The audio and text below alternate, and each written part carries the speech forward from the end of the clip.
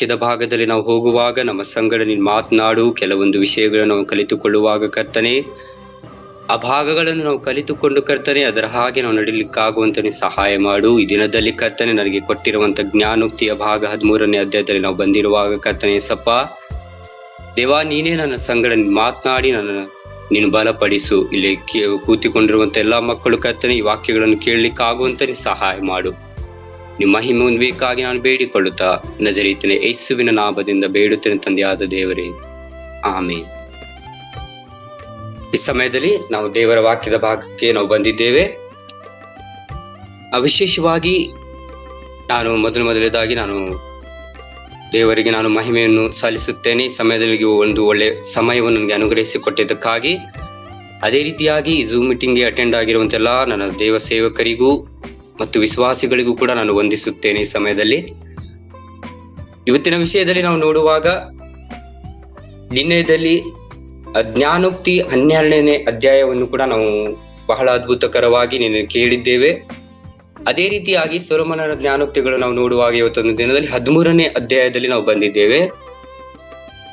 ಈ ಒಂದು ಭಾಗದ ಒಂದು ಶಿರೋನಾಮ ಏನೆಂದರೆ, ಒಂದು ಉತ್ತಮವಾದ ಜೀವನದ, ಒಬ್ಬ ಜ್ಞಾನಿಗೆ ಬೇಕಾಗಿರುವಂತ ಒಂದು ಉತ್ತಮವಾದ ಜೀವನದ ಬಗ್ಗೆ ನಾವು ನೋಡ್ತೇವೆ. ಈ ಸಮಯದಲ್ಲಿ ಈ ಒಂದು ಜ್ಞಾನೋಕ್ತಿಯನ್ನು ಸೊಲೊಮೋನನು ಬರೆದಿರ್ತಾನೆ. ಯಾವ ರೀತಿಯಾಗಿ ಒಬ್ಬ ಜ್ಞಾನಿಗೆ ಬುದ್ಧಿಹೀನನು ಅಂದ್ರೆ ಅವನ ಬುದ್ಧಿನೇ ಇರಲ್ಲ ಅಂತ ಸಮಯದಲ್ಲಿ ಅವನಿಗೆ ಬೇಕಾಗಿರುವಂತ ಒಂದು ಉತ್ತಮ ಜೀವನ, ಒಂದು ಉತ್ತಮ ಕಾರ್ಯ, ಒಂದು ಉತ್ತಮ ಚಟುವಟಿಕೆ ಬಗ್ಗೆ ನಾವು ಈ ದಿನದಲ್ಲಿ ನೋಡ್ತೇವೆ. ವಿಶೇಷವಾಗಿ ಬಹಳ ಅದ್ಭುತಕರವಾಗಿ ಈ ಒಂದು ಜ್ಞಾನೋಕ್ತಿಯನ್ನು ನಾವು ನೋಡುವಾಗ, ಸೊಲೊಮೋನನು ಅನೇಕ ರೀತಿಯಿಂದಾಗಿ ಈ ಒಂದು ಎಲ್ಲಾ ವಿಷಯಗಳನ್ನು ತೆಗೆದುಕೊಂಡು ಬಹಳ ಅದ್ಭುತಕರವಾಗಿ ಬರೆಯುತ್ತಾನೆ. ಈ ಸಮಯದಲ್ಲಿ ನೋಡುವಾಗ ವಿಶೇಷವಾಗಿ ಆ ಕೆಲವೊಂದು ಭಾಗಗಳನ್ನು ನಾವು ಇಲ್ಲಿ ಕಾಣುತ್ತೇವೆ. ನೋಡ್ರಿ, ನಾನು ಒಂದು 7 ಭಾಗಗಳನ್ನಾಗಿ ನಾನು ಒಂದು ವಿವರಿಸಿದ್ದೇನೆ. ಈ ಸಮಯದಲ್ಲಿ ನೋಡುವಾಗ, ಒಂದನೇದಾಗಿ ನಮ್ಮ ಪಾಲಕರ ಮಾತನ್ನು ನಾವು ಕೇಳ್ಬೇಕಂತೆ. ಒಂದನೇದಾಗಿ ಏನಂದ್ರೆ, ಒಬ್ಬ ಒಳ್ಳೆಯ ವ್ಯಕ್ತಿ, ಆ ವ್ಯಕ್ತಿ ಉತ್ತಮವಾಗಿ ಜೀವನವನ್ನು ನಡೆಸ್ಬೇಕಂದ್ರೆ ಮೊದಲನೇದಾಗಿ ನಮ್ಮ ಪಾಲಕರ ಮಾತನ್ನು ನಾವು ಕೇಳ್ಬೇಕಂತೆ. ಅಂದ್ರೆ ಪಾಲಕರಂದ್ರೆ ಪೋಷಕರು, ತಂದೆ ತಾಯಿಗಳ ಮಾತನ್ನು ಕೇಳ್ಬೇಕಂತೆ. 2ರಿಂದ 3ರವರೆಗೆ ನಾವು ನೋಡುವಾಗ ನಮ್ಮ ಬಾಯಿಯನ್ನು ಬಿಗಿ ಹಿಡಿದುಕೊಳ್ಬೇಕಂತೆ. 2ರಿಂದ 3 ನಾವು ನೋಡುವಾಗ ನಮ್ಮ ಬಾಯಿಯನ್ನು ಬಿಗಿ ಹಿಡಿದುಕೊಂಡು ನಡೆಯಬೇಕಂತೆ. ಅದೇ ರೀತಿಯಾಗಿ 4ನೇ ವಚನದಲ್ಲಿ ನಾವು ನೋಡುವಾಗ, ಸೋಮಾರಿತನವನ್ನು ತಪ್ಪಿಸುವುದು, ಅಂದ್ರೆ ಆ ಸೋಮಾರಿತನದಿಂದ ತಪ್ಪಿಸಿ ಒಂದು ಒಳ್ಳೆ ಮಾರ್ಗದಲ್ಲಿ ಒಂದು ಒಳ್ಳೆ ಜೀವನವನ್ನು ಅವನು ತೆಗೆದುಕೊಳ್ತಾನೆ. ಅದೇ ರೀತಿಯಾಗಿ 5ರಿಂದ 6ರವರೆಗೆ ನಾವು ನೋಡುವಾಗ, ಏನೇ ಆಗಲಿ ನಾವು ಪ್ರಾಮಾಣಿಕರಾಗಿರ್ಬೇಕಂತೆ. ಎಲ್ಲಾ ಭಾಗಗಳಲ್ಲಿ ಈ ಒಂದು ಉತ್ತಮ ಭಾಗಗಳು ನಮಗ್ ಬೇಕಂದ್ರೆ ಎಲ್ಲಾ ಭಾಗಗಳು ನಾವು ಏನಾಗ್ಬೇಕಂದ್ರೆ ಪ್ರಾಮಾಣಿಕರಾಗಿ ನಡೆಯಬೇಕಂತೆ. ಅದೇ ರೀತಿಯಾಗಿ 7ರಿಂದ 11ರವರೆಗೆ ನಾವು ನೋಡುವಾಗ, ಅಹಂಕಾರವು ಬುದ್ಧಿವಂತಿಕೆಯನ್ನು ವಿರೋಧಿಸುತ್ತದಂತೆ. ಅಹಂಕಾರವು ನಮ್ಮಲ್ಲಿ ಇರಬಾರ್ದಂತೆ, ಏಕೆಂದ್ರೆ ಬುದ್ಧಿ ನಮಗೆ ಬರುವುದಿಲ್ಲ. ಅದೇ ರೀತಿಯಾಗಿ 12ರಿಂದ 20ರವರೆಗೆ ನಾವು ನೋಡುವಾಗ, ಕಾಯುವುದು, ನೀತಿ ಮತ್ತು ದುಷ್ಟತನದ ಬಗ್ಗೆ ನಾವು ನೋಡ್ತೇವೆ 12ರಿಂದ 20ರವರೆಗೆ. ಅದೇ ರೀತಿಯಾಗಿ 21ರಿಂದ 25ರವರೆಗೆ ಪೋಷಕರ ಸೂಚನೆಯ ಪಾತ್ರ, ಒಂದು ಪಾತ್ರ ಯಾರ್ದಾಗಿರುತ್ತಂದ್ರೆ ಪೋಷಕರ ಆಗಿರುತ್ತದಂತೆ. ಲಾಸ್ಟ್ನೇದಾಗಿ ನಾವು ನೋಡುವಾಗ, ಈಗ ಒಂದೊಂದು ಭಾಗದಲ್ಲಿ ನಾವು ನೋಡ್ಕೊಂಡ ಬರೋಣ. ಒಂದನೇದಾಗಿ ನಾವು ನೋಡುವಾಗ, ನಮ್ಮ ಪಾಲಕರ ಮಾತನ್ನು ಕೇಳ್ಬೇಕಂತೆ. ವಿಶೇಷವಾಗಿ ಪ್ರೀತಿ ಉಳ್ಳವರೇ, ಇಲ್ಲಿ ಸೊಲೊಮೋನನು ಒಳ್ಳೆ ರೀತಿಯಿಂದಾಗಿ ಜ್ಞಾನೋಕ್ತಿಯನ್ನು ಬರೆಯುತ್ತಿದ್ದಾನೆ. ಆ ಜ್ಞಾನದ ಅಡಕಗಳನ್ನು ನಮ್ಮ ಮುಂದೆ ತಿಳಿಯಪಡಿಸುತ್ತಿದ್ದಾನೆ. ಇಲ್ಲಿ ನಾವು ನೋಡುವಾಗ, ನಮ್ಮ ತಂದೆಯ ಶಿಕ್ಷಣವನ್ನು ನಾವು ಕೇಳಬೇಕಂತ. ಫಸ್ಟ್ನೇದಾಗಿ 1ನೇ ವಚನದಲ್ಲಿ ನಾವು ನೋಡ್ತೇವೆ, ಜ್ಞಾನಿಯಾದ ಮಗನು ತಂದೆಯ ಶಿಕ್ಷೆಯನ್ನು ಕೇಳಬೇಕಂತೆ. ಕೆಲವೊಂದು ಕಡೆಗಳಲ್ಲಿ ಕೆಲವೊಂದು ಭಾಗಗಳಲ್ಲಿ ನಾವು ನೋಡುವಾಗ, ಅಜ್ಞಾನಿ ಉಳ್ಳ ಮಕ್ಕಳಿರ್ತಾರೆ. ಒಬ್ಬ ತಂದೆ ಮಕ್ಕಳಿಗೆ ಯಾವ ರೀತಿಯಾಗಿರ್ತಾರಂದ್ರೆ, ಒಬ್ಬ ತಂದೆಗೆ ಮಕ್ಕಳು ಅಜ್ಞಾನವಾದ ಮಾತುಗಳನ್ನು ಆಡ್ತಾರೆ. ಬುದ್ಧಿಹೀನ ಆ ಒಂದು ಯಾವದಲ್ಲಿ ಯಾವ ರೀತಿಯಾಗಿ ನಾನು ಮಾತಾಡ್ಬೇಕು, ನನ್ನ ಸಂಗಡ ಯಾವ ರೀತಿಯಾಗಿ ನಾನು ನಡೆದುಕೊಳ್ಬೇಕು ಎಂಬ ಒಂದು ಅರಿವು ಕೂಡ ಆತನಲ್ಲಿ ಇರುವುದಿಲ್ಲ. ಅಂತ ಮಕ್ಕಳನ್ನು ಕೂಡ ನಾವು ನೋಡ್ತೇವೆ. ಒಂದನೇದಾಗಿ ಬಹಳ ಅದ್ಭುತವಾಗಿ ಬರೆಯಲ್ಪಟ್ಟಿದ್ದಾನೆ ಆ ವಚನ, ಜ್ಞಾನಿಯಾದ ಮಗನು ತಂದೆಯ ಶಿಕ್ಷೆಯನ್ನು ಕೇಳುವನು, ಧರ್ಮ ನಿಂದಕನು ಗದರಿಕೆಯನ್ನು ಕೇಳನು. ನೋಡ್ರಿ, ಈ ರೀತಿಯಾಗಿ ಒಳ್ಳೆ ರೀತಿಯಿಂದಾಗಿ ಒಂದು ಅದ್ಭುತವಾಗಿ ಸೊಲೊಮೋನನು ಬರೆಯುತ್ತಿದ್ದಾನೆ ಈ ಒಂದು ಜ್ಞಾನೋಕ್ತಿಯನ್ನು. ಹೌದು ಪ್ರೀತಿ ಉಳ್ಳವರೇ, ನಮ್ಮ ತಂದೆ ಪಾಲಕರ ವಿರುದ್ಧವಾಗಿ ನಾವು ಹೋಗಬಾರ್ದು, ಕೆಟ್ಟ ನಡತೆಯಲ್ಲಿ ನಾವು ಹೋಗಬಾರ್ದು. ನಾವು ಜ್ಞಾನ ಉಳ್ಳವರಾಗಿ ಇರ್ಬೇಕಂದ್ರೆ ಈ ರೀತಿಯಾಗಿ ನಾವು ಮಾಡಬಾರ್ದಂತೆ. ಈ ರೀತಿಯಾಗಿ ಮಾಡಿದ್ರೆ ನಮಗೆ ಜ್ಞಾನವೂ ಕೂಡ ಬರುವುದಿಲ್ಲ, ಒಂದು ಒಳ್ಳೆದಾದ ಉತ್ತಮ ಜೀವನವನ್ನು ಕೂಡ ನಾವು ಆಗಲಿಕ್ಕೆ ಸಾಧ್ಯವೇ ಇಲ್ಲ. ಸೊ ಈ ರೀತಿಯಾಗಿ ನಾವು ಮಾಡಬಾರ್ದಂತೆ. ವಿಶೇಷವಾಗಿ ಇಲ್ಲಿ ನಾವು ನೋಡುವಾಗ ತಂದೆಯ ಶಿಕ್ಷೆಯು ಯಾವ ರೀತಿಯಾಗಿರುತ್ತಂದ್ರೆ ನಮ್ಮನ್ನು ಮುಂದಕ್ಕೆ ನಡೆಸಿಕೊಂಡು ಹೋಗುವಂತ ಒಂದು ಒಳ್ಳೆಯ ಶಿಕ್ಷಣವಾಗಿರುತ್ತದೆ. ನಮಗೆ ಒಳ್ಳೆ ದಾರಿಯನ್ನು ಅನುಗ್ರಹಿಸಿಕೊಟ್ಟು ನಮ್ಮನ್ನು ನಡೆಸುವಾತ ಆ ಒಂದು ತಂದೆ ಒಂದು ಒಳ್ಳೆ ಮಾರ್ಗದಲ್ಲಿ ನಮಗೆ ನಡೆಸಿಕೊಂಡು ಹೋಗ್ತಾನಂತೆ. ಅದೇ ರೀತಿಯಾಗಿ ನಾವು ನಮ್ಮ ತಂದೆಯ ಮಾರ್ಗದಲ್ಲಿ ನಾವು ಹೋಗ್ಬೇಕಂತೆ ಪ್ರೀತಿ ಉಳ್ಳವರೇ. ಇಲ್ಲಿ ನೋಡುವಾಗ ನಮ್ಮ ತಂದೆಯ ಶಿಕ್ಷಣವನ್ನು ನಾವು ಕೇಳಬೇಕಂತೆ, ಯಾವಾಗಲೂ ಕೂಡ ನಾವು ಕೇಳುತ್ತಾ ಇರ್ಬೇಕಂತೆ. ಕೇಳದೆ ಹೋದಲ್ಲಿ ನಾವು ಅನೇಕ ಒಂದು ವಂಚನೆಯ ಮಾರ್ಗದಲ್ಲಿ ಬೀಳುತ್ತೇವೆ, ಅನೇಕ ಒಂದು ಕೆಟ್ಟ ಮಾರ್ಗದಲ್ಲಿ ನಾವು ಬೀಳುತ್ತೇವೆ. ಈ ಒಂದನೇ ವಚನ ಸಾಕು ನಮ್ಗೆ. ಈ ಒಂದು ಭಾಗದಲ್ಲಿ ನಾವು ನೋಡುವಾಗ ಈ ಒಂದೇ ವಚನದಲ್ಲಿ ನಾವು ಅನೇಕ ವಿಷಯಗಳನ್ನು ನಾವು ಕಲಿತುಕೊಳ್ಳಬಹುದು. ಏನಂದ್ರೆ ಕೆಟ್ಟ ನಡತೆಯಲ್ಲಿ ನಾವು ಹೋಗಬಾರ್ದಂತೆ. ಕೆಟ್ಟ ನಡತೆಯಲ್ಲಿ ಹೋದ್ರೆ ಸಾಕು, ಅಲ್ಲಿ ನಮ್ಗೆ ಏನಾದ್ರೂ ಒಂದು ಪಾಪ, ಒಂದು ದುಷ್ಕೃತ್ಯಗಳು ಬಂದ್ಬಿಡುತ್ತೇವೆ. ಅಂದ್ರೆ ಜ್ಞಾನನೇ ಬರುವುದಿಲ್ಲ, ಆ ಒಳ್ಳೆ ಮಾರ್ಗವೂ ಕೂಡ ಬರುವುದಿಲ್ಲ, ಆ ಒಳ್ಳೆ ಜೀವನ ಕೂಡ ನಾವು ಸಾಗಿಸ್ಲಿಕ್ಕೆ ಆಗುವುದಿಲ್ಲ.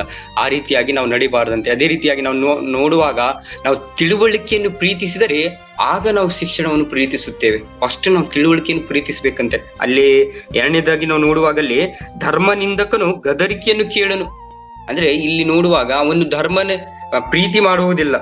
ಯಾವ ರೀತಿಯಾಗಿರ್ತಾನೆ ಅಂದ್ರೆ ನಾನು ಈ ಕಡೆ ಪ್ರೀತಿ ಮಾಡೋ, ನನ್ನ ತಂದೆ ಮಾತನ್ನು ಕೇಳುವುದಿಲ್ಲ, ನಾನು ಯಾರ ಮಾತನ್ನು ಕೂಡ ಕೇಳುವುದಿಲ್ಲ, ನಾನು ಯಾಕೆ ಕೇಳ್ಬೇಕಂತೇಳಿ ಅಂತ ಒಂದು ಯೋಚನೆಯಲ್ಲಿ ಬಿದ್ದಿರ್ತಾನೆ. ಅಂತ ಪ್ರೀತಿಯು ಆತನ ತಣ್ಣಗಾಗಿ ಮತ್ತು ಅಂತ ಜ್ಞಾನ ಕೂಡ ಆತನಲ್ಲಿ ಇರುವುದಿಲ್ಲ. ನಾವು 1 ಸಮುವೇಲ 2ನೇ ಅಧ್ಯಾಯ 25ನೇ ವಚನದಲ್ಲಿ ನಾವು ನೋಡುವಾಗ ಅಲ್ಲಿ ಏಲಿಯನ ಮಕ್ಕಳು ಕೂಡ ಈ ರೀತಿಯಾಗಿ ಮಾಡಿದ್ರು. ತಂದೆಯ ಮಾತನ್ನೇ ಕೇಳಿಲ್ಲ ಅಂತೆ. ಕೇಳದೇ ಹೋದಲ್ಲಿ ಅವರಿಗೆ ಸಾವು ಎಂಬ ಶಿಕ್ಷೆ ಅವರಿಗೆ ಖಚಿತವಾಯಿತಂತೆ. ಪ್ರೀತಿ ಉಳ್ಳವರೇ, ನಮ್ಮ ತಂದೆ ತಾಯಿಯ ಮಾತನ್ನು ಕೇಳಬೇಕು. ಇಲ್ಲಿ ಜ್ಞಾನೋಕ್ತಿ ಬರಹಗಾರನು ಸೊಲೊಮೋನನು ಈ ರೀತಿಯಾಗಿ ಬರೆಯಲ್ಪಟ್ಟಿದ್ದಾನೆ. ಏನಂದ್ರೆ ಅವನು ಕೂಡ ತಂದೆಯ ಮಾತನ್ನು ಕೇಳದ, ದಾವೀದನಾಗಿ ನಡೆದುಕೊಂಡ. ದಾವೀದನ ಜ್ಞಾನವು ಆತನಲ್ಲಿ ಅಡಗಿಕೊಂಡವು. ಸೊ ಆ ಪ್ರೀತಿಯ ಮಗನು ಈ ರೀತಿಯಾಗಿ ಬರೆಯುತ್ತಿದ್ದಾನೆ. ನಾವು ಯಾವಾಗಲೂ ಕೂಡ ಈ ಒಂದು ವಚನದಲ್ಲಿ ನಾವು ನೋಡುವಾಗ ನಮ್ಮ ತಂದೆಯ ಶಿಕ್ಷೆಯನ್ನು ನಾವು ತಾಸ್ತಾರ ಮಾಡಬಾರ್ದು, ಅದರ ಹಾಗೆ ಆ ಶಿಕ್ಷೆ ಹಾಗೆ ನಡೆದುಕೊಳ್ಬೇಕಂತೆ. ಅದೇ ರೀತಿಯಾಗಿ ನಾವು ಎರಡನೇದಾಗಿ ನಾವು ನೋಡುವಾಗ 2ರಿಂದ 3ರವರೆಗೆ ನಮ್ಮ ಬಾಯಿಯನ್ನು ಬಿಗಿ ಹಿಡಿದುಕೊಳ್ಬೇಕಂತೆ. ಫಸ್ಟ್ನೇದಾಗಿ ನಾವು ನಮ್ಮ ಒಳ್ಳೆ ಉತ್ತಮ ಜೀವನ ಬೇಕಂದ್ರೆ ನಾವು ಬಾಯಿಯನ್ನು ಮೊದಲನೇದಾಗಿ ನಾವು ಹಿಡಿದುಕೊಳ್ಬೇಕಂತೆ. ನಮ್ಮ ತಂದೆಯ ಮಾತನ್ನು ಕೇಳ್ಬೇಕು, ಅದೇ ರೀತಿಯಾಗಿ ನಮ್ಮ ಬಾಯಿಯನ್ನು ಬಿಗಿ ಹಿಡಿದುಕೊಳ್ಬೇಕಂತೆ. ಇಲ್ಲಿ ನಾವು ನೋಡುವಾಗ ಪ್ರೀತಿ ಉಳ್ಳವರೇ, 2ನೇ ವಚನದಲ್ಲಿ ಬಾಯ ಫಲವಾಗಿ ಮನುಷ್ಯನು ಸುಖವನ್ನು ಅನುಭವಿಸುವನು, ಬಲಾತ್ಕಾರವೇ ದ್ರೋಹಿಗಳ ಕೋರಿಕೆ. ನೋಡ್ರಿ, ಬಾಯಿ ಫಲವಾಗಿ ಮನುಷ್ಯವನ್ನು ನೋಡ್ರಿ, ಬಾಯಿಯ ನಿಮಿತ್ತವಾಗಿ ಆತನ ಸುಖವನ್ನು ಅನುಭವಿಸ್ತಾನೆ. ಯಾವ ರೀತಿಯಾಗಿ? ಕೆಟ್ಟ ಮಾತುಗಳನ್ನು ಆಡಿದ್ರೆ ಅಲ್ಲ, ದುಶ್ಚಟಗಳ ಮಾತುಗಳನ್ನು ಆಡಿದ್ರಲ್ಲ, ಒಳ್ಳೆಯ ಮಾತುಗಳನ್ನು, ಒಳ್ಳೆಯ ಸಂಗತಿಗಳನ್ನು ಆಡುವಾಗ ಅವನಲ್ಲಿ ಜ್ಞಾನವೆಂಬ ಆ ಒಂದು ಜ್ಞಾನದ ಮಾತು ಕೂಡ ಅಡಕವಾಗಿರುತ್ತಂತೆ. ಈ ರೀತಿಯಾಗಿ ನಾವು ಮಾತಾಡಬೇಕು ದೇವರಲ್ಲಿ. ಈ ರೀತಿಯಾಗಿ ನಮಗೆ ಕಲಿಸಿಕೊಡ್ತಿದ್ದಾನೆ ಇಲ್ಲಿ ಸೊಲೊಮೋನನು. ಸೊ ಪ್ರೀತಿ ಉಳ್ಳವರೇ, ಇಲ್ಲಿ ನಾವು ಬಾಯಿಯನ್ನು ಯಾವ ರೀತಿಯಾಗಿ ನಾವು ಮುಚ್ಚಿಕೊಂಡು ಆತ ಆ ಬಾಯಲ್ಲಿ ಬರುವಂತ ಕೆಟ್ಟ ಭಾವನೆಗಳನ್ನು, ಕೆಟ್ಟ ಯೋಚನೆಗಳನ್ನು ನಮ್ಮಲ್ಲಿ, ನಮ್ಮ ಹೃದಯದಲ್ಲಿ ಆ ಯೋಚನೆಗಳು ಬರುತ್ತವೆ. ಆ ಯೋಚನೆಯಿಂದ ಕೆಟ್ಟ ಮಾತುಗಳನ್ನು ಆಡ್ತೇವೆ, ಜನರ ಮುಂದೆ ಆಗಲಿ, ನಮ್ಮ ಫ್ರೆಂಡ್ ಸರ್ಕಲ್ ಅಲ್ಲಿ ಆಗಲಿ. ಸೊ ಈ ರೀತಿಯಾಗಿ ನಾವು ಮಾಡುವಾಗ ದೇವರು ನಮ್ಮ ಪಾಪಗಳನ್ನು, ನಮ್ಮ ಒಂದು ದುಶ್ಚಟಗಳನ್ನು ಕ್ಷಮಿಸುವುದಿಲ್ಲ. ಏನಕ್ಕಂದ್ರೆ ನಮ್ಗೆ ಒಳ್ಳೆ ಉತ್ತಮವಾದ ಜೀವನ ಬೇಕಾ? ನಮಗೆ ಉತ್ತಮವಾದ ಜೀವನ ಬೇಕಂದ್ರೆ ನಮ್ಮ ಬಾಯಿಯನ್ನು ಕೂಡ ನಮ್ಮ ಹತೋಟಿಯಲ್ಲಿ ಇಟ್ಕೊಳ್ಬೇಕಂತೆ. ಹತೋಟಿಯಲ್ಲಿ ಇಟ್ಕೊಳ್ಬೇಕಂದ್ರೆ ಏನರ್ಥ? ಬೈಯುವುದಾಗಲಿ, ಕೆಟ್ಟ ಮಾತುಗಳನ್ನು ಆಡುವುದಾಗಲಿ ಈ ರೀತಿಯಾಗಿ ಮಾಡಬಾರ್ದು. ನಾವು ಜ್ಞಾನ ಉಳ್ಳವರಾಗಿ, ಬುದ್ಧಿಹೀನತೆಯಂದೆ ನಾವು ನಡೆಯದೆ ಬುದ್ಧಿ ಉಳ್ಳವರಾಗಿ ನಾವು ನಡೆದುಕೊಳ್ಬೇಕಂತೆ. ಇಲ್ಲಿ ಸೊಲೊಮೋನನು ಕೂಡ ಬುದ್ಧಿಹೀನನಾಗಿ ನಡಿಲಿಲ್ಲ, ಜ್ಞಾನ ಉಳ್ಳವನಾಗಿ ನಡೆದ. ಬುದ್ಧಿವಂತಿಕೆಯಿಂದ ನಾವು ನಡಿಬೇಕಂತೆ. ಅಲ್ಲಿ 3ನೇ ವಚನ ಕೂಡ ಬಹಳ ಸ್ಪಷ್ಟವಾಗಿ ಬರುತ್ತೆ, ಬಾಯಿಯನ್ನು ಕಾಯುವವನು ಜೀವವನ್ನು ಕಾಯುತ್ತಾನಂತೆ. ನೋಡ್ರಿ, ಇಲ್ಲಿ ನಾವು ನೀತಿವಂತನ ಬಗ್ಗೆ ನೋಡುತ್ತೇವೆ. ಯಾವ ರೀತಿಯಾಗಿ ಅಂದ್ರೆ ಇಲ್ಲಿ ನೀತಿವಂತನು ಯಾವ ರೀತಿಯಾಗಿರ್ತಾನೆ? ತನ್ನ ಬಾಯಿಂದ ಹೊರಡುವ ಸಂಗತಿಗಳನ್ನು ನೋಡುತ್ತೇವೆ. ತನ್ನ ಬಾಯಲ್ಲಿ ಬರುವಂತ ಕೆಲವೊಂದು ಮಾತುಗಳನ್ನು ನಾವು ನೋಡ್ತೇವೆ. ದಯವಿಟ್ಟು ಪ್ರೀತಿ ಉಳ್ಳವರೇ, ನಮ್ಮ ಬಾಯಿಯಲ್ಲಿ ಕೆಟ್ಟ ಕೆಟ್ಟ ಮಾತುಗಳು ಬರಬಾರದು. ನಾವು ಒಳ್ಳೆಯ ಮಾತುಗಳಲ್ಲಿ ಐಕ್ಯ ಉಳ್ಳವರಾಗಿ ನಡೆದುಕೊಳ್ಬೇಕಂತೆ. ನಡೆಯುವಾಗ ಮಾತು ಯಾವ ರೀತಿಯಾಗಿರ್ತಂದ್ರೆ ದೇವರಿಗೆ ಸ್ಪಷ್ಟವಾಗಿ ಪಡಿಸುತ್ತೆ. ವಿಶೇಷವಾಗಿ ನಾವು ನೋಡುವಾಗ ಇಲ್ಲಿ ವಚನವು ಏನು ಹೇಳುತ್ತೆ, 3ನೇ ವಚನ, ಬಾಯನ್ನು ಕಾಯುವವನು ಜೀವವನ್ನು ಕಾಯುತ್ತಾನೆ, ತುಟಿಗಳನ್ನು ತೆರೆದು ಬಿಡುವವನು ನಾಶವಾಗುವನು. ನೋಡ್ರಿ, ತುಟಿಗಳಲ್ಲಿ ಕೂಡ ಆತನ ಮಾತು, ಕೆಟ್ಟ ಕೆಟ್ಟ ಮಾತುಗಳು ಬರುತ್ತೆ. ಪ್ರೀತಿಯೊಳ ನಾವು ಈ ದಿನದಲ್ಲಿ ಅನೇಕ ವಿಷಯಗಳನ್ನು ಕಲಿತುಕೊಳ್ತೇವೆ. ಯಾವ ರೀತಿಯಾಗಿಂದ್ರೆ ನಮ್ಮ ಫ್ರೆಂಡ್ ಸರ್ಕಲ್ ಅಲ್ಲಿ ಆಗಲಿ, ನಮ್ಮ ಕುಟುಂಬ ಆಗಲಿ, ಅದೇ ರೀತಿಯಾಗಿ ನಮ್ಮ ಆಜುಬಾಜು ಮನೆಯವರಾಗಲಿ, ಅವರಿಂದ ಕೂಡ ನಾವು ಕೆಟ್ಟ ಮಾತುಗಳನ್ನು ಕಲಿತುಕೊಳ್ತೇವೆ. ಆದ್ರೆ ಆ ಕೆಟ್ಟ ಮಾತುಗಳನ್ನು ನಾವು ಬಿಡಬೇಕು. ಆಗ ಮಾತ್ರ ನಾವು ದೇವರ ಹತ್ತಿರಕ್ಕೆ ಹೋಗ್ಲಿಕ್ಕೆ ಸಾಧ್ಯ. ಅಲ್ಲಿ ಮತ್ತೆ ఆయన ಬರೆದ ಸುವಾರ್ತೆಯಲ್ಲಿ 12:36 37 ಕೂಡ ನಾವು ನೋಡ್ತೇವೆ. ವಚನದಲ್ಲಿ ಹೇಳುತ್ತೆ, ನಾವು ದೇವರ ಮಾತನ್ನು ಕೇಳಬೇಕು, ಆತನ ಮಾತಿನ ಹಾಗೆ ಕೂಡ ನಾವು ನಡಿಬೇಕಂತೆ. ನಾವು ಬಾಯಲ್ಲಿ ಯಾವುದೇ ಕೆಟ್ಟ ಕೆಟ್ಟ ಮಾತುಗಳು ಬರದ ಹಾಗೆ ಅಲ್ಲಿ ಶಿಷ್ಯಂದ್ರಿಗೆ ದೇವರು ಯೇಸು ಸ್ವಾಮಿ ಬಹಳ ಸ್ಪಷ್ಟವಾಗಿ ಬರೆಯುತ್ತಿದ್ದಾನೆ. ಈ ರೀತಿಯಾಗಿ ನಾವು ನಡೆಯಬೇಕು. ನಮ್ಮಲ್ಲಿ ಅನೇಕ ಮಾತುಗಳು ಬರಬಹುದು, ಆದ್ರೆ ಮಾತುಗಳನ್ನು ನಾವು ಬಿಗಿ ಹಿಡಿದುಕೊಂಡು ನಡೆಯಬೇಕಂತೆ. ಆಗ ಒಂದು ಉತ್ತಮವಾದ ಮಾರ್ಗ, ಒಂದು ಉತ್ತಮವಾದ ನೋಟ ನಾವು ಕಾಣ್ಲಿಕ್ಕೆ ಸಾಧ್ಯ. ಪ್ರೀತಿ ಉಳ್ಳವರೇ, ಅದೇ ರೀತಿಯಾಗಿ ನಾವು 4ನೇ ವಚನದಲ್ಲಿ ನಾವು ನೋಡುವಾಗ ಸೋಮಾರಿತನದ ಬಗ್ಗೆ ಇದು ಬಹಳ ಸ್ಪಷ್ಟವಾಗಿ ಬರೆಯಲ್ಪಟ್ಟಿದೆ. ಸೋಮಾರಿ ಆಸೆ ಯಾವಾಗಲೂ ಕೂಡ ವ್ಯರ್ಥವಾಗಿರುತ್ತೆ.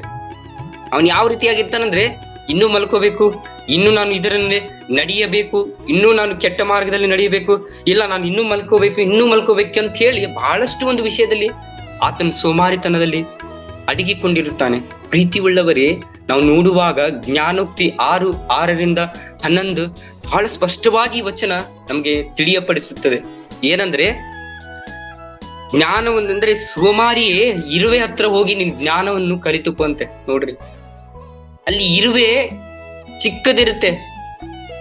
ಇರುವೆಗೆ ಸೋಮಾರಿತನ ಅನ್ನುವಂಥದ್ದು ಇರುವುದಿಲ್ಲ. ಏನಕ್ಕಂದ್ರೆ ನನ್ನ ಆಹಾರವನ್ನು ನಾನೇ ತೆಗೆದುಕೊಂಡು ಇಡಬೇಕಲ್ಲ, ಆ ಕಾರಣಕ್ಕಾಗಿ ಆ ಇರುವೆಗೆ ಸೋಮಾರಿತನ ಇರುವುದಿಲ್ಲ.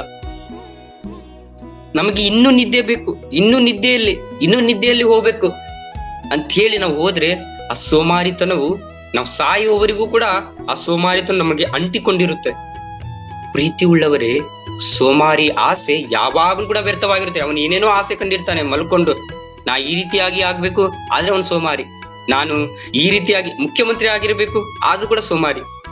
ಏಕೆಂದ್ರೆ ಆತನು ಆಗ್ಬೇಕಂತ ಹೇಳಿ ಕನಸು ಮಾತ್ರ ಕಾಣ್ತಾನೆ, ಆದ್ರೆ ಆತನಿಗೆ ಆಗ್ಲಿಕ್ಕೆ ಸಾಧ್ಯವಿಲ್ಲ. ಏಕೆಂದ್ರೆ ಸೋಮಾರಿತನ ಸೈತಾನನು ಆತನನ್ನು ಬಡಿದುಕೊಂಡಿದ್ದಾನೆ. ಆ ಸೋಮಾರಿಯ ಆಸೆಯಲ್ಲಿ ಅವನು ವ್ಯರ್ಥವಾಗಿರುತ್ತಾನೆ. ಸೊ ಯಾವಾಗಲೂ ಅವನ ಆಸೆ ಏನಾಗಿರ್ತಂದ್ರೆ ವ್ಯರ್ಥವಾಗಿರುತ್ತೆ. ಅಲ್ಲಿ ವಚನ ಬಹಳ ಸ್ಪಷ್ಟವಾಗಿ ಬರೆಯಲ್ಪಟ್ಟಿದ್ದೇವೆ. 4ನೇ ವಚನದಲ್ಲಿ ಕೂಡ ಸೋಮಾರಿಯು ಆಸೆ ವ್ಯರ್ಥ ಅಂತೆ, ಉದ್ಯೋಗಿಯು ಆತ್ಮಕ್ಕೆ ಪುಷ್ಟಿ. ಅಂದ್ರೆ ದುಡಿಯುವವನ ಆತ್ಮಕ್ಕೆ ಏನಂತೆ ಪುಷ್ಟಿ ಆಗಿರುತ್ತಂತೆ. ಅವನು ಯಾವಾಗಲೂ ಕೂಡ ಫಲಭರಿತನಾಗಿ ಬೆಳೆಯುತ್ತಾನೆ, ಒಂದು ಆತ್ಮಿಕವಾಗಿ ಜೀವನದಲ್ಲಿ ಬೆಳೆಯುತ್ತಾನೆ. ಏಕೆಂದ್ರೆ ದುಡಿಯುವಾಗ ನಾವು ದುಡಿಯುವಂತವರಾಗಿರಬೇಕು. ಕಷ್ಟಪಟ್ಟು ಕೆಲಸ ಮಾಡುವವನೇ ಅವನಿಗೆ ಬಹಳಷ್ಟು ಫಲಗಳು ದೊರೆಯುತ್ತವೆ. ಫಲಗಳು ಯಾವ ರೀತಿಯಾಗಿ ದೊರಕುತ್ತಂದ್ರೆ, ಕಷ್ಟಪಟ್ಟು ನಾವು ಕೆಲಸ ಮಾಡ್ಬೇಕಂತೆ. ಅದೇ ಕಷ್ಟಪಟ್ಟು ನಾವು ಕೆಲಸ ಮಾಡದೇ ಹೋದರೆ ನಮಗೇನಾಗತ್ತಂದ್ರೆ ಸೋಮಾರಿತನ ಅಂಟ್ಕೊಳ್ಕೊಂಡ್ಬಿಡುತ್ತೆ. ನಾವು ಕಷ್ಟಪಟ್ಟು ಕೆಲಸ ಮಾಡಬೇಕು. ಅದಕ್ಕೆ ಅಲ್ಲಿ ಆ ವಚನದ ಲಾಸ್ಟ್ನೇ ಭಾಗದಲ್ಲಿ ಅನ್ನತ್ತೆ, ಉದ್ಯೋಗಿ ಆತ್ಮಕ್ಕೆ ಪುಷ್ಟಿ ಅಂತೆ. ಉದ್ಯೋಗಿ ನಾವು ಕೆಲಸ ಮಾಡುತ್ತಾ ಇರಲೇಬೇಕು, ದಿನಾಲೂ ಕೂಡ ಕೆಲಸ ಮಾಡ್ಬೇಕು. ನಾವು ಸೋಮಾರಿತನದ ಮಲಗಿಕೊಳ್ಳದೆ ನಾವು ಸೋಮಾರಿತನವನ್ನು ದೂರಕ್ಕೆ ತಳ್ಳಿ ಈ ಸಮಯದಲ್ಲಿ ದೇವರ ಆತ್ಮದಲ್ಲಿ, ದೇವರ ಒಂದು ಮಾರ್ಗದಲ್ಲಿ ಆತನೊಂದಿಗೆ ನಾವು ಅನ್ಯೋನ್ಯವಾಗಿ ನಡೆದುಕೊಳ್ಳಬೇಕು. ಪ್ರೀತಿ ಉಳ್ಳವರೇ, ಕೆಲಸದಲ್ಲಿ ನಾವು ನಡೆದುಕೊಳ್ಳಬೇಕು, ಸೋಮಾರಿತನವನ್ನು ಬಿಡಬೇಕು.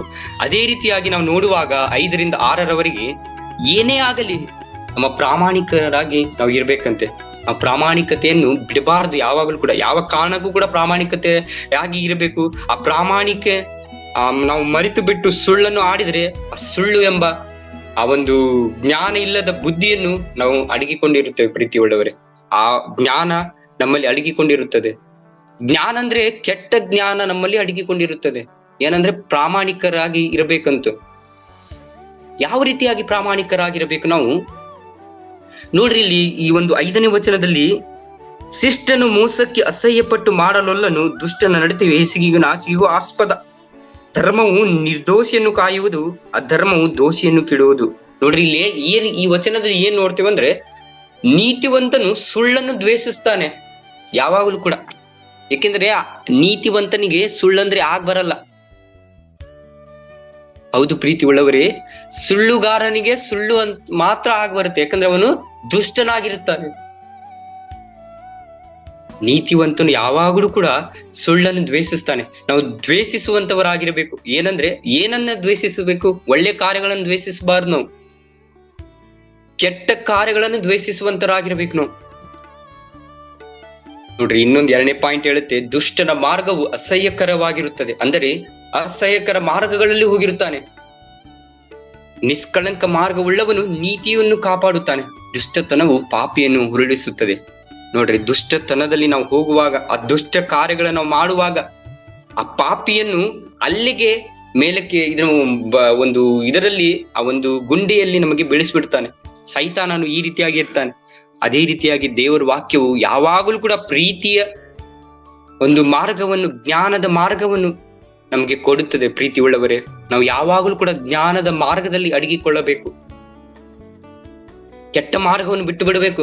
ನೀತಿವಂತನು ಯಾವಾಗಲೂ ಕೂಡ ಸುಳ್ಳನ್ನು ದ್ವೇಷಿಸ್ತಾನೇ ಬರ್ತಾನೆ. ಅವನು ಯಾವಾಗಲೂ ಕೂಡ ಅವನಲ್ಲಿ ಏನಿರುತ್ತೆ ಪ್ರಾಮಾಣಿಕತೆ ಆತನಲ್ಲಿ ಇರುತ್ತೆ. ಆ ಪ್ರಾಮಾಣಿಕನಾಗಿ ಅವನು ಜೀವಿಸ್ತಾನೆ.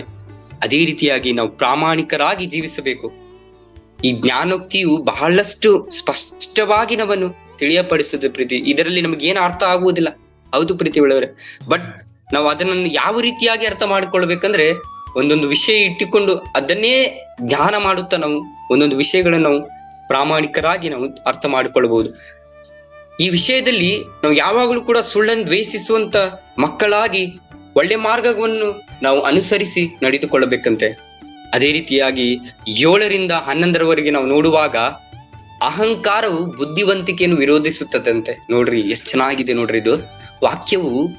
ಅಹಂಕಾರ ಎಂಬುದು ಬುದ್ಧಿವಂತಿಕೆಯನ್ನು ವಿರೋಧಿಸುತ್ತದಂತೆ. ಜ್ಞಾನವನ್ನು ಏನ್ ಮಾಡುತ್ತೆ? ಅದು ವಿರೋಧಿಸಿ. ನಮ್ಮಲ್ಲಿ ಅಹಂಕಾರ ಇರಬಾರದು. ಅದಕ್ಕೆ ಈ 7ನೇ ವಚನದಲ್ಲಿ, ಒಬ್ಬನು ಧನವನ್ನು ಸಂಗ್ರಹಿಸಿದರೂ ಏನೂ ಇಲ್ಲದ ದರಿದ್ರನೇ ಅವನಲ್ಲಿ ಬಹಳಷ್ಟು ಹಣ ಇರುತ್ತೆ. ಬಹಳಷ್ಟು ಹಣವನ್ನು ಸಂಪಾದಿಸಿಕೊಂಡು ಆತನ ಇರ್ತಾನೆ.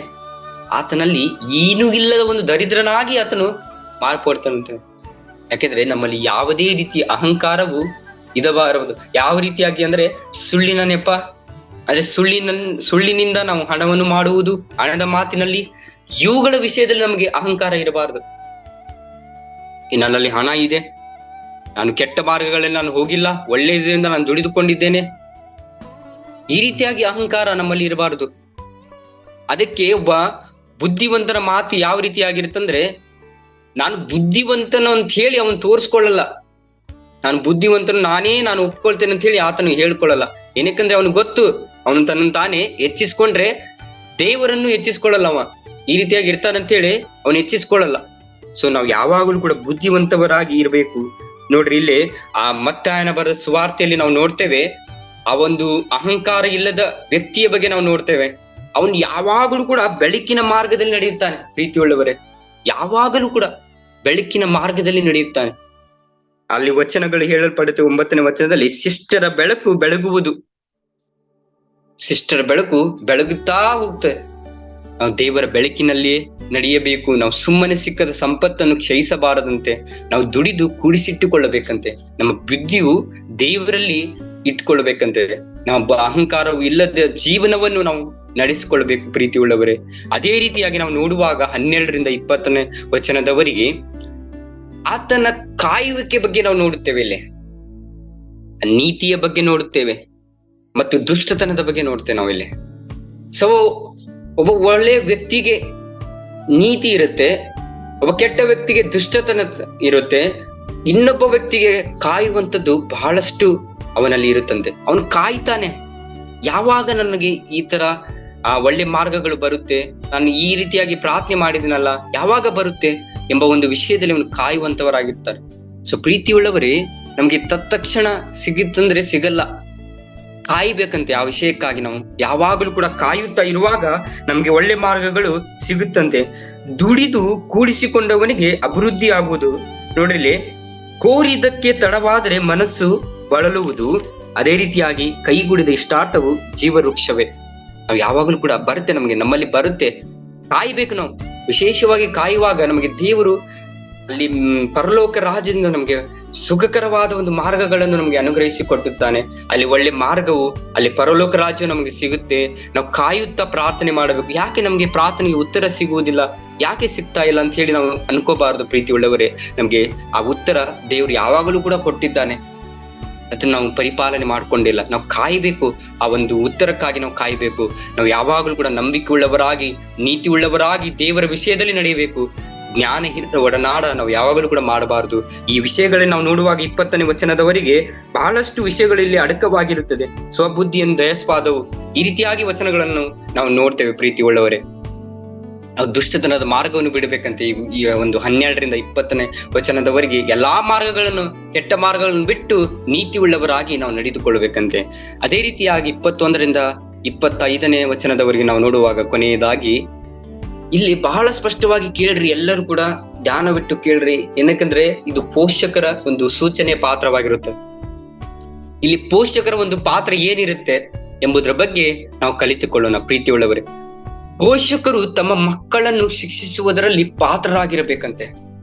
ಬರೀ ನಾನು ಒಂದು ವಚನೆಯನ್ನು ಇಟ್ಟುಕೊಂಡು ನಾನು ಮಾತನಾಡ್ತೇನೆ. ಇಲ್ಲಿ 24ನೇ ವಚನದಲ್ಲಿ ಬರೆಯಲ್ಪಟ್ಟಿದೆ, ಬೆತ್ತ ಹಿಡಿಯದ ಪಿತ ಪುತ್ರನಿಗೆ ಶತ್ರು, ಚೆನ್ನಾಗಿ ಶಿಕ್ಷಿಸುವ ಪಿತ ಪುತ್ರನಿಗೆ ಏನಂತೆ, ಮಿತ್ರ ಅಂತೆ. ಚೆನ್ನಾಗಿ ಶಿಕ್ಷಿಸುವಂತ ಅಂದ್ರೆ ಚೆನ್ನಾಗಿ ಯಾವ ರೀತಿಯಾಗಿ ಶಿಕ್ಷಿಸಬೇಕು? ಹೌದು, ಪ್ರೀತಿ ಮಾಡುತ್ತಾ ಆತನಿಗೆ ಶಿಕ್ಷಿಸಬೇಕಂತೆ. ಪ್ರೀತಿ ಅವನಲ್ಲಿ ಇರಬೇಕು. ತಂದೆಯಲ್ಲಿ, ಪೋಷಕರಲ್ಲಿ ಏನು ಮೊಟ್ಟ ಮೊದಲದಾಗಿ ಏನಿರ್ಬೇಕಂದ್ರೆ ಪ್ರೀತಿ ಇರಬೇಕು. ಪ್ರೀತಿ ಇಲ್ಲದೆ ಆ ವ್ಯಕ್ತಿ, ಆ ಮಗನು ಹೆದರುವುದಿಲ್ಲ. ಶಿಕ್ಷಿಸಬೇಕು. ಯಾವ ರೀತಿಯಾಗಿ ಶಿಕ್ಷಿಸಬೇಕು? ದೇವರು ಕೂಡ ಇಲ್ಲಿ ಮಾತು ಬರೆಯಲ್ಪಟ್ಟಿದ್ದಾನೆ. ಇಬ್ರಿ 12:6 ತಮ್ಮ ಮಕ್ಕಳಿಗೆ ಶಿಕ್ಷಿಸ್ಬೇಕಂತ ಹೇಳಿ ಬರೆಯಲ್ಪಟ್ಟಿದ್ದಾರಲ್ಲಿ. ತಾನು ಪ್ರೀತಿಸುವ ಮಕ್ಕಳಿಗೆ ದೇವರು ಶಿಕ್ಷಿಸ್ತಾನೆ. ಸೈತಾನ ಮಕ್ಕಳಿಗೆ ಶಿಕ್ಷಿಸ್ತಾನ? ಅವರಿಗೆ ತೊಂದರೆ ಕೊಡ್ತಾರ? ಇಲ್ಲ. ಏನಕ್ಕಂದ್ರೆ ಅವ್ರ ರೀತಿ ಒಂದು ಒಳ್ಳೆ ರೀತಿಯಿಂದಾಗಿ ನಡೀತಾರೆ, ಕೆಟ್ಟ ಮಾರ್ಗದಲ್ಲಿ ನಡೆಯುತ್ತಾರೆ. ಬಟ್ ಆದ್ರೂ ಕೂಡ ಅವರನ್ನು ಶಿಕ್ಷಿಸುವುದಿಲ್ಲ. ನಮಗೆ ಯಾಕೆ ಶಿಕ್ಷಿಸ್ತಾನಂದ್ರೆ, ನಮಗೆ ಆತನು ನಮ್ಮ ಮೇಲೆ ಪ್ರೀತಿ ತೋರಿಸ್ತಾನೆ. ಪ್ರೀತಿ ತೋರಿಸ್ತಾನೆ ಅಂತ ಹೇಳಿ ನಮಗೆ ಶಿಕ್ಷಿಸ್ತಾನೆ ಅಷ್ಟೇ, ಮತ್ತೇನಿಲ್ಲ. ಅದ್ರ ಜೊತೆ ಹೊಡಿಬೇಕು, ನೋ ಪ್ರಾಬ್ಲಮ್. ನಮ್ಮ ಮಕ್ಕಳಿಗೆ ಬುದ್ಧಿ ಬರ್ಬೇಕಂದ್ರೆ ಹೊಡೆಯುವುದರಲ್ಲಿ ಏನು ತಪ್ಪೇನಿಲ್ಲ. ಪಾಪಕ್ಕೆ ಒಳಗಾಗದಂತೆ ಅವರನ್ನು ನೋಡಿಕೊಳ್ಳಬೇಕು. ವಿಶೇಷವಾಗಿ ಮಕ್ಕಳನ್ನು ನೀತಿಯ ಮಾರ್ಗಗಳಲ್ಲಿ ನಾವು ಯಾವಾಗಲೂ ಕೂಡ ನಡೆಸಿಕೊಂಡು ಹೋಗ್ಬೇಕಂತೆ. ಅಲ್ಲಿ ನಾನು ಒಂದು ವಚನವನ್ನು ಓದಿಕೊಂಡು ನಾನು ಮುಕ್ತಾಯ ಮಾಡುತ್ತೇನೆ. ಇಲ್ಲಿ ಪ್ರಕಟಣೆ 3ನೇ ಅಧ್ಯಾಯ 19ನೇ ವಚನದಲ್ಲಿ ನಾವು ನೋಡುವಾಗ, ಪ್ರಕಟಣೆ 3ನೇ ಅಧ್ಯಾಯ 19ನೇ ವಚನದಲ್ಲಿ, ಅದು ಇಬ್ರಿಯ ಬರೆದ ಒಂದು ಪುಸ್ತಕದಲ್ಲಿ ಕೂಡ ನಾವು ನೋಡ್ತೇವೆ. 3:19 ನೋಡ್ರಿ, ನಾನು ಯಾರನ್ನು ಪ್ರೀತಿಸುತ್ತೇನೋ ಅವರನ್ನು ಗದರಿಸುತ್ತೇನೆ. ನೋಡ್ರಲ್ಲೇ, ದೇವರು ಯಾರನ್ನು ಪ್ರೀತಿಸ್ತಾನೆ ಅವರೆಲ್ಲರನ್ನು ಕೂಡ ಗದರಿಸ್ತಾನೆ. ಅದೇ ರೀತಿಯಾಗಿ ಆದ್ದರಿಂದ ನೀನು ಆಸಕ್ತನಾಗಿರು, ದೇವರ ಕಡೆಗೆ ತಿರುಗಿಕೊ. ಆ ಪ್ರೀತಿಯಿಂದ ನಮ್ಮ ಮಕ್ಕಳನ್ನು ಗದರಿಸುವಾಗ ಆ ಪ್ರೀತಿ ಏನಾಗತ್ತಂದ್ರೆ, ಗದರಿಸುವಂತ ಪ್ರೀತಿ ಏನಾಗತ್ತಂದ್ರೆ ನಮ್ಮ ಒಂದು ಪ್ರೀತಿಯಲ್ಲಿ ಸೆಳೆತವಾಗಿರುತ್ತದೆ. ಪ್ರೀತಿ ಉಳ್ಳವರೇ, ತಂದೆಯಾದವನು ತನ್ನ ಮಗನನ್ನು ಪ್ರೀತಿಸ್ತಾನೋ ಅಷ್ಟೇ ನೈತಿಕ ಮೌಲ್ಯಗಳನ್ನು ತಿಳಿಸಿ ಬೆಳೆಸಬೇಕು ಆ ಮಕ್ಕಳಿಗೆ. ಹಾಗೆ ಬೆಳೆಸಿದರೆ ಮಕ್ಕಳು ತಂದೆಗೆ ಒಳ್ಳೆ ಮಕ್ಕಳಾಗಿ ಬೆಳೆಯುತ್ತಾರೆ. ಈ ರೀತಿಯಾಗಿ ನಾವು ಬೆಳೆಸ್ಬೇಕಂತೆ. ಪ್ರೀತಿ ಉಳ್ಳವರೇ, ನಮಗೆಲ್ಲಾ ಜ್ಞಾನ, ನಮಗೆ ದೇವರು ಅನೇಕ ಜ್ಞಾನವನ್ನು ಅನುಗ್ರಹಿಸಿಕೊಟ್ಟಿದ್ದಾನೆ. ತಂದೆಗಳಿಗೆ, ತಾಯಿಗಳಿಗೂ ಕೂಡ ಅನೇಕ ಜ್ಞಾನವನ್ನು ಅನುಗ್ರಹಿಸಿಕೊಟ್ಟಿದ್ದಾನೆ. ನಾವು ಹೊಡೆಯುವುದರಿಂದ, ಕೆಟ್ಟ ಕೆಟ್ಟ ಮಾತುಗಳನ್ನು ಆಡುವುದರಿಂದ ಮಕ್ಕಳಿಗೆ ಶಿಕ್ಷೆ ಬುದ್ಧಿ ಬರುವುದಿಲ್ಲ, ಜ್ಞಾನ ಬರುವುದಿಲ್ಲ. ನಮ್ಮ ಪಾತ್ರ ಯಾವ ರೀತಿಯಾಗಿ ಇರ್ಬೇಕಂದ್ರೆ, ಈ 4 ಪಾಯಿಂಟ್ ಬಹಳ ಅದ್ಭುತಕರವಾಗಿ, 5 ಪಾಯಿಂಟ್ ಬಹಳ ಅದ್ಭುತಕರವಾಗಿರುತ್ತೆ. ಪ್ರೀತಿ ಉಳ್ಳವರೇ, ನಾವು ಈ ಅದ್ಭುತವಾದ ಮಾರ್ಗದಲ್ಲಿ ನಾವು ನಡೆಯಬೇಕಂತೆ. ನೋಡ್ರಿ, ಒಂದು ಒಳ್ಳೆ ಉತ್ತಮ ಜೀವನವನ್ನು ನಾವು ಅಳವಡಿಸ್ಕೊಳ್ಬೇಕಂದ್ರೆ ಈ ಒಂದು ಪಾತ್ರಗಳು ನಮ್ಮಲ್ಲಿ ಇರ್ಬೇಕಂತೆ. ನಾವೆಲ್ಲಾ ಪಾತ್ರಗಳಲ್ಲಿ ಜ್ಞಾನವುಳ್ಳವರಾಗಿ ಈ ಒಂದು ಸೊಲೊಮೋನನು ಜ್ಞಾನೋಕ್ತಿಯನ್ನು ಬರೆಯುತ್ತಿದ್ದಾನೆ. ನಾವೆಲ್ಲರೂ ಕೂಡ ಈ ಒಂದು ಜ್ಞಾನದಲ್ಲಿ ಅಡಕವಾಗಿ ಎಲ್ಲಾ ಕೆಟ್ಟ ಕಾರ್ಯಗಳನ್ನು ಬಿಟ್ಟು ಒಳ್ಳೆ ಮಾರ್ಗದಲ್ಲಿ ನಾವು ಬರೋಣ. ನಾವೀಗ ಪ್ರಾರ್ಥನೆ ಮಾಡಿಕೊಂಡು ಮುಗಿಸಿಕೊಳ್ಳೋಣ. ತಂದೆಯಾದ ದೇವರು, ನಮ್ಮನ್ನು ಪ್ರೀತಿಸುವಾತನು, ನಮ್ಮನ್ನು ಕಾಯುವಾತನು, ನಮ್ಮನ್ನು ಅದ್ಭುತವಾಗಿ ನಮ್ಮನ್ನು ನಡೆಸುವಾತನೇ ನಿಮಗೆ ಸ್ತೋತ್ರವಾಗಲಿ. ಈ ಸಮಯದಲ್ಲಿ ನಾವು ಎಲ್ಲರೂ ಕೂಡ ಇಲ್ಲಿ ಕುಳಿತುಕೊಂಡಿರುವಂತ ಪೋಷಕರ ಪಾತ್ರಗಳು ಯಾವ ರೀತಿಯಾಗಿರಬೇಕು ಮತ್ತು ಅಜ್ಞಾನವುಳ್ಳವನು ಅವನು ಯಾವ ಕೆಟ್ಟ ಮಾರ್ಗದಲ್ಲಿ ನಡೆಯುತ್ತಾನೋ ಆ ಕೆಟ್ಟ ಮಾರ್ಗದಲ್ಲಿ ಬಿಡಿಸುವ ಆತನೇ ನಿಮಗೆ ಸ್ತೋತ್ರವಾಗಲಿ. ಸಮಯದಲ್ಲಿ ವಾಕ್ಯ ಕೇಳುವಂತವರು ಕೇಳಿದಿರುವ ಕರ್ತನ ರಾಜ ಅನೇಕ ಇದ್ದಾರೆ ರಾಜ. ಈ ಸಮಯದಲ್ಲಿ ನಾನು ಬೇಡಿಕೊಳ್ತೇನೆ, ಇಲ್ಲಿ ಕೂತಿರುವಂತ ಎಲ್ಲಾ ನಿನ್ನ ಮಕ್ಕಳನ್ನು ಆಶೀರ್ವದಿಸು.